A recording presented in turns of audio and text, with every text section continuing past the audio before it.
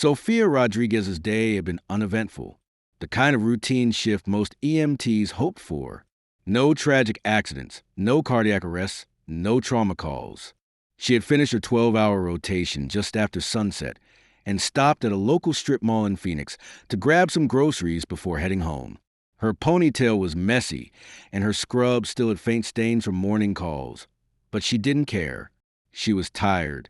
All she wanted was dinner and sleep. As she stepped out of the small market with a paper bag in one hand and her phone in the other, she spotted someone staggering ahead near the burger joint. At first, she thought he was just another intoxicated person until she saw the blood. The young man, mid-20s at most, wore a torn Army uniform. His right leg was dragging and his side was soaked in red. His face was pale, almost ghostly, but he kept walking, clutching his ribs with trembling fingers. Most people nearby didn't seem to notice, too absorbed in their food or phones. Sophia didn't hesitate. She rushed over, dropping her bag to the ground. Hey, sit down. You're bleeding badly, she said, supporting his weight as he collapsed slowly onto the curb. I'm an EMT. He didn't speak, just nodded, breathing hard. His left shoulder was bruised, and his rib area looked like it had taken a major hit. She ripped open a gauze pack from her belt, applied pressure, and scanned for more wounds. Her hands moved on instinct, fast, trained, focused. But then something shifted. From the corner of her eye, two men approached fast. One was tall with a black hoodie pulled low over his face. The other had a shaved head and tattoos creeping up his neck. They weren't just passing by. They were headed straight for them. Back off, one of them growled, eyeing the soldier. Sophia stood halfway in front of the wounded man, confused but cautious. He needs help. I've called for an ambulance. No one asked you to, the tattooed one snapped. Walk away. Sophia's stomach dropped. Something wasn't right. The soldier behind her tried to speak. They followed me, he whispered weakly.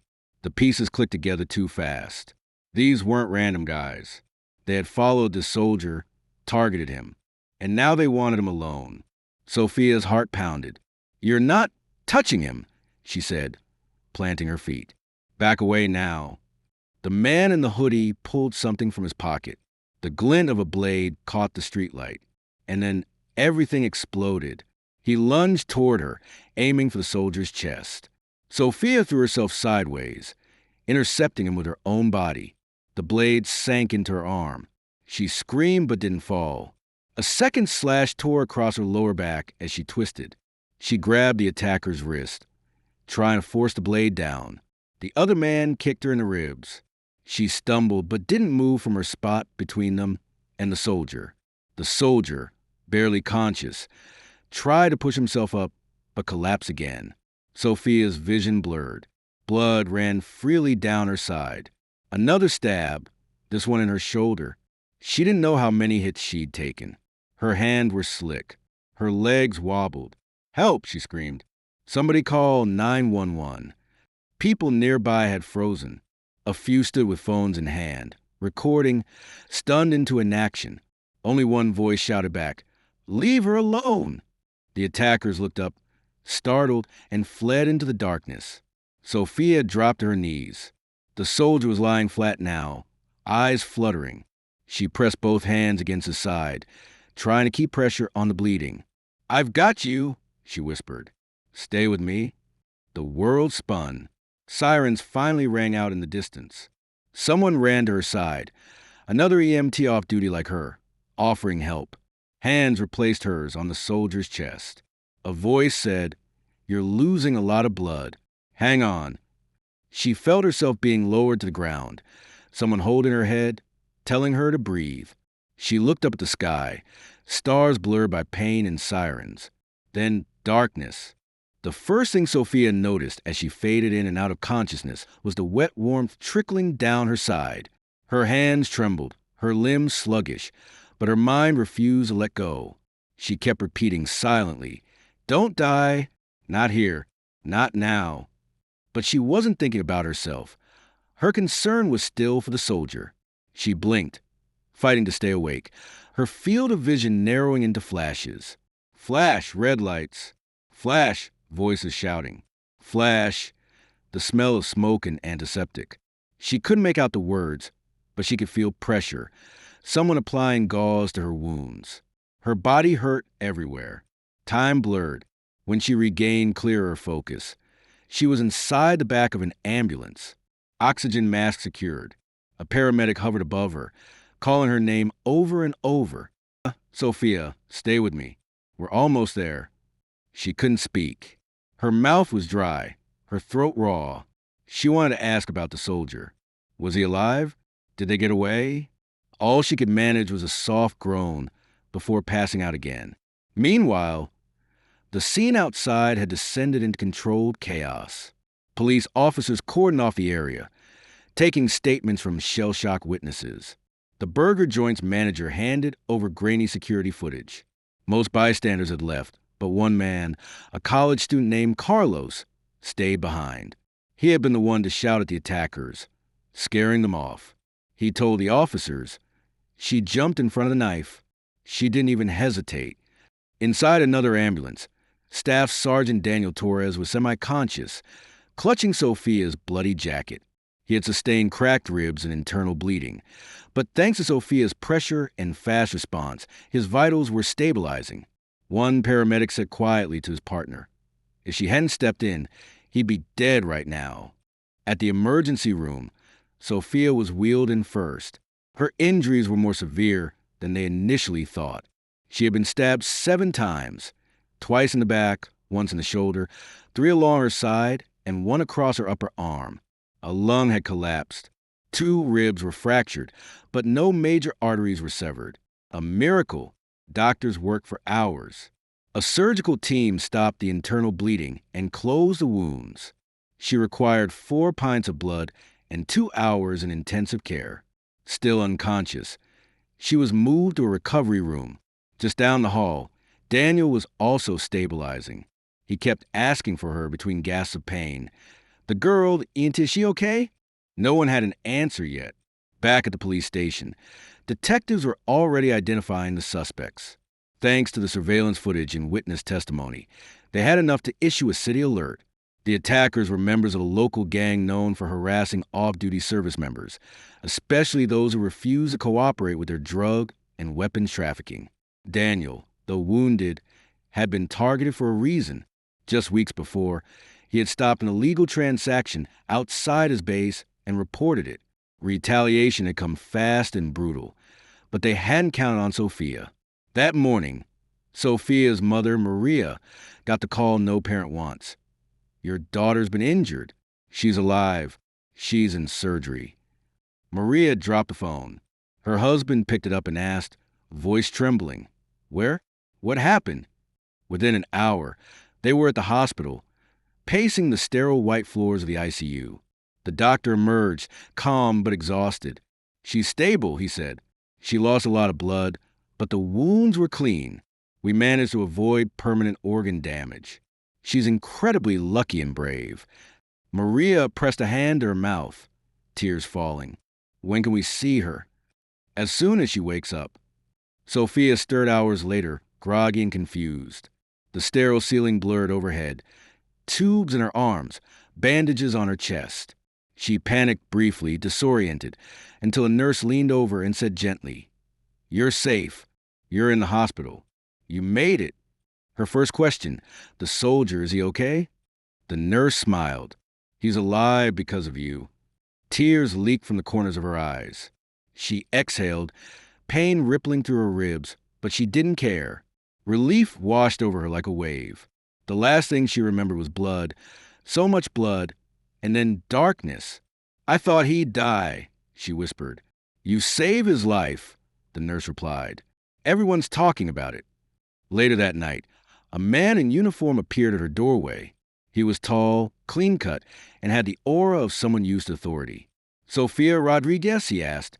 She nodded slowly. "I'm Colonel Martinez, representing the United States Army. Staff Sergeant Daniel Torres asked me to personally thank you on his behalf and on behalf of every soldier." He reached into his coat and placed a small bronze coin on her tray table. It was engraved with the Army emblem. "This is a challenge coin not given lightly. Daniel insisted you receive it. Sophia stared at the coin, overwhelmed. I just helped. That's my job. The colonel smiled. You didn't just help. You stood between a warrior and death. That makes you one of us. Sophia Rodriguez awoke to soft beeping and a dull ache spreading through her body like wildfire. Her eyes fluttered open, catching the sterile white ceiling above and the slow drip of four fluids beside her. For a moment, she didn't know where she was until the sharp pain in her side reminded her of everything. The blood, the knife, the soldier. She tried to move but gasped. Her ribs throbbed. Her arm was wrapped heavily in bandages. Her mouth felt dry. Her lips cracked. A nurse appeared almost instantly. You're awake, the nurse said gently, checking her vitals. Try not to move. You're in the ICU. You made it through surgery. Sophia blinked slowly. The soldier, she whispered, barely audible. He's stable, the nurse smiled. Alive. You saved his life. Those words were like oxygen. Sophia's body hurt more than it ever had, but something deep in her chest loosened. She didn't cry, not yet, but her hand weakly squeezed the sheets. Daniel, whoever he was, hadn't died. Her pain had meant something. The nurse gave her ice chips, explaining that she had been unconscious for nearly 18 hours after surgery. 7 stab wounds, a collapsed lung, internal bleeding. Yet she had survived. Her body had fought hard. Most would have blacked out sooner. Few would have remained standing, shielding someone else. Doctors are calling you a miracle, the nurse said. I just reacted, Sophia whispered. Later that evening, her family entered the room. Her mom immediately burst into tears and clutched Sophia's hand like a lifeline. Her dad, never one for emotions, kissed her forehead and stood silently beside her, eyes glassy. I thought we lost you, her mother sobbed. Emily offered a faint smile. I'm still here. Her sister entered next, holding a stack of cards, get well soon notes from hospital staff, EMT colleagues, and even people Sophia had never met. One card simply read, You saved one of ours. Thank you. She didn't understand it fully until the man from the night before returned. Colonel Martinez stood tall and formal beside her bed. This time, he wasn't alone. Behind him stood Staff Sergeant Daniel Torres, the very soldier she had shielded with her body. He walked slowly, still weak, a cane supporting his step.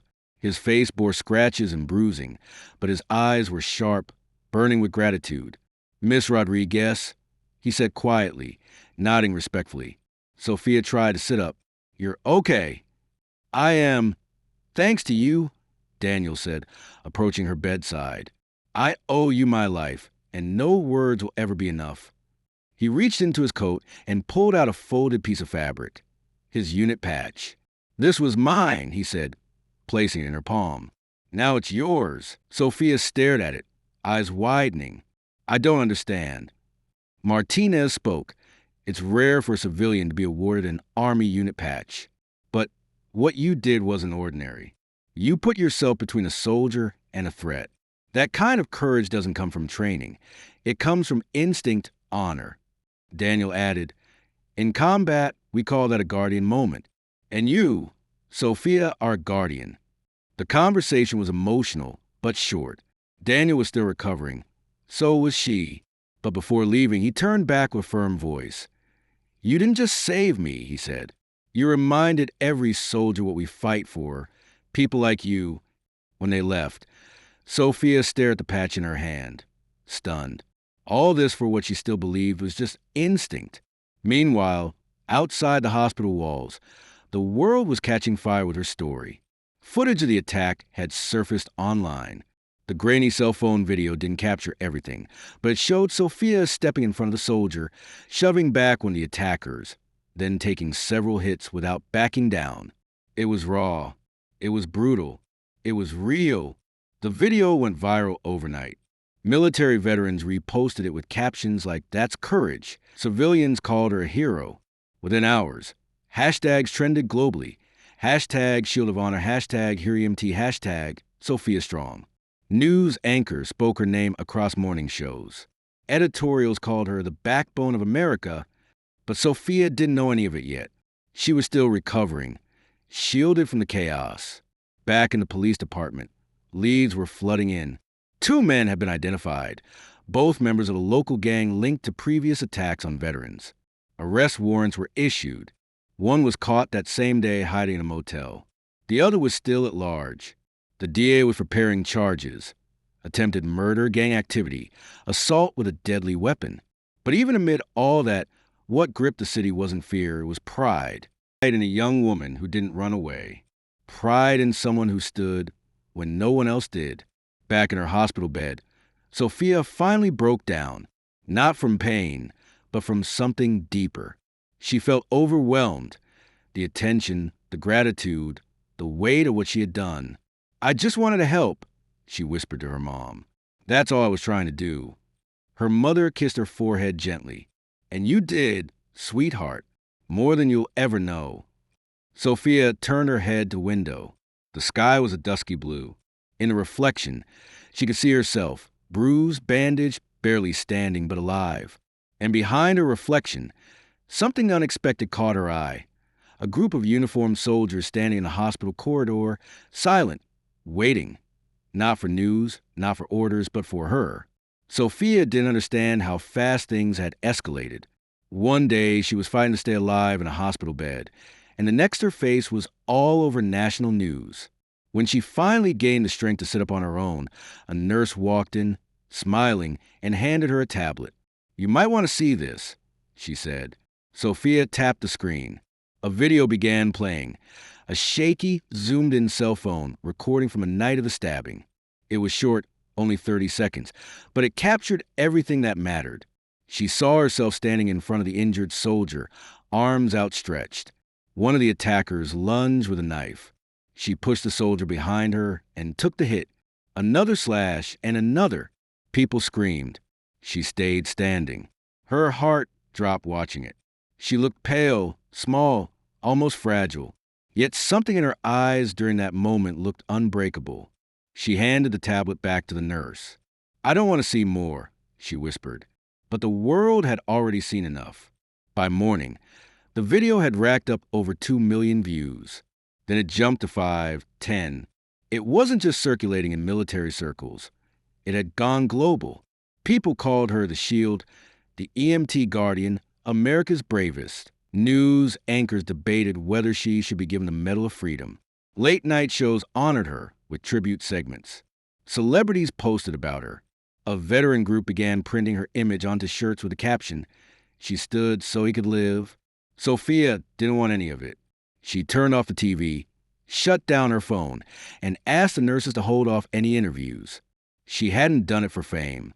In fact, the attention made her uncomfortable. But that didn't stop it. The hospital had to install security outside her room. People were trying to bring flowers, letters, gifts. Even strangers wanted to shake her hand. One man drove 200 miles just to leave a note outside her door that read, "I served 2 tours. I lost men. What you did was what we all prayed someone would do for us. You are one of us now." That message hit her harder than the blade ever had. Meanwhile, Staff Sergeant Daniel Torres remained in recovery just 2 doors down. The two hadn't spoken since that first moment he gave her his unit patch, but they kept asking the nurses about each other. On the 3rd day, he asked if he could visit her room. When he entered, his posture was stiff, still healing, but his presence was steady. "You okay with visitors?" he asked softly. She smiled, gesturing to the chair beside her. "You're kind of the only visitor that makes sense." They sat together for a long time in silence. Words didn't come easy. What do you say to someone whose life you nearly died for? Or someone who lived because you bled? Finally, Sophia broke the silence. "Why were they after you?" Daniel hesitated. "I got in their way. Stopped something I wasn't supposed to see. They'd been waiting for the right moment." "And you were alone?" "Yeah," he nodded, "until you weren't." Those words hung in the air like a promise neither of them expected. Outside, the army was already moving. High-ranking officials had taken note of the story, and more than that, the symbol Sophia had become. They saw it as a living embodiment of military values: courage, sacrifice, honor. Even though she wasn't enlisted, she had lived those values in the most dangerous moment of her life. A letter from the Secretary of the Army was hand-delivered to the hospital the next day. It read, Miss Sophia Rodriguez, your act of selfless bravery reflects the highest traditions of duty, even without obligation. You defended one of our own with a courage we hold sacred. You will forever be recognized as a friend to the service. This will defend. Sophia cried reading it. Still, she stayed away from the spotlight. When news stations requested live interviews, she declined. When talk shows offered to fly her out and pay her, she said no. She wasn't doing this for attention. She didn't want to be famous. She wanted people to remember the soldier, the reason she stepped in at all. But quietly behind the scenes, she started receiving hundreds of messages from young EMTs, med students, veterans, families. People saying her story had inspired them, moved them, even healed them. One message read, My daughter wants to be a paramedic now because of you. Another, I gave up on people until I saw what you did. Thank you for reminding me that good still exists. Those she read every night. One morning, her mother entered the room with a smile. There's someone outside asking to see you. Sophia sighed. More press? No, her mother said, handing her a small box. Inside was a silver pendant with the Army emblem engraved on it, and behind a note. You're not just a shield, you're the heart. From all of us, 2nd Battalion. Tears welled in Sophia's eyes.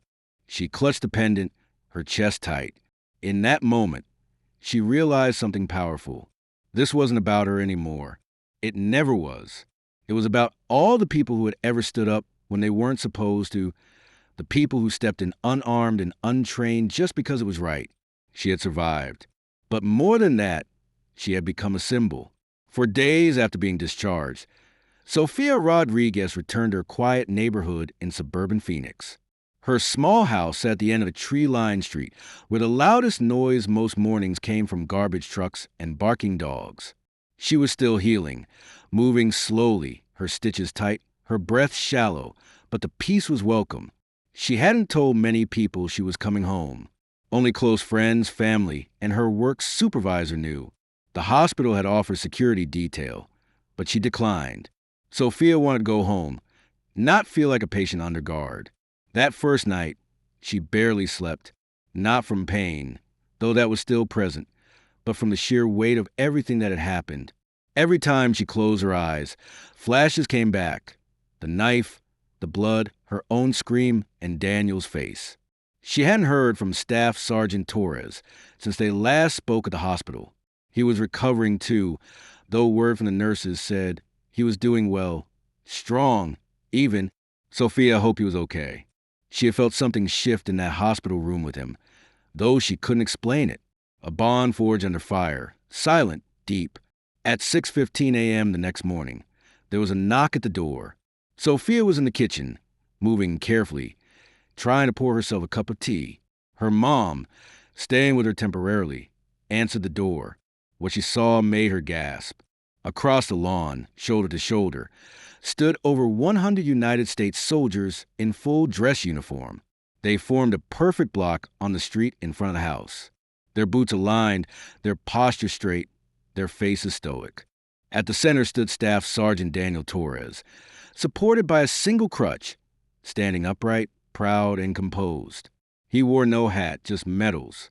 Sophia, hearing her mother gasp, peeked from a hallway. Her breath caught. She stepped forward slowly, her body still weak. She opened the door fully, stepping out onto the porch with the help of a railing. Her bare feet touched the cool concrete. She didn't know what to say. The soldiers said nothing. Then, on silent cue, they raised their hands and saluted, all at once. The sound of hundreds of arms snapping upward in perfect unison echoed across the quiet street. Sophia froze. Her eyes welled with tears. Her mouth trembled, and her heart raced in disbelief. Daniel stepped forward slowly but deliberately. He stopped at the edge of her lawn, raised his hand again, then lowered it as he spoke. "You stood between death and one of ours," he said, loud enough for neighbors to hear. "Today we stand for you." Sophia covered her mouth, tears streaming down her cheeks. Neighbors opened their windows, their doors. Some filmed, some clapped quietly, others simply watched in stunned silence. Children peeked from behind curtains. Older veterans stood at attention in their yards.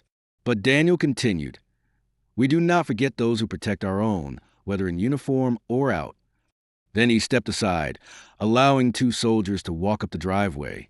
One held a folded American flag, the other a polished wooden box. They stopped in front of Sophia, straightened, and presented both. The soldier with the flag spoke first. "On behalf of the United States Army, we present you this flag, a symbol of courage and sacrifice." The other opened a wooden box. Inside was a custom-forged challenge coin, larger than any she had seen. One side bore the Army emblem. The other had a hand-carved engraving. "To the shield, from those you stood for." Sophia accepted both with shaking hands. "I don't deserve this," she whispered. But Daniel stepped closer. "You earned more than this. You gave without question. That's what makes a warrior." Her mother stood behind her now, crying softly. She placed a hand on Sophia's shoulder as the soldiers, still in formation, held their salute. Then a voice in the crowd shouted, "3 cheers for EMT Rodriguez." The soldiers responded, "Huh, huh." The moment broke. Sophia wept openly now, overwhelmed, unable to process it all. Daniel reached out, placing a single hand on her shoulder. "You didn't just save me," he said. "You changed us." The soldiers stood silently a while longer before quietly dispersing, row by row, their boots tapping the pavement in rhythmic steps. Some tipped their caps to Sophia as they passed. Others nodded in respect.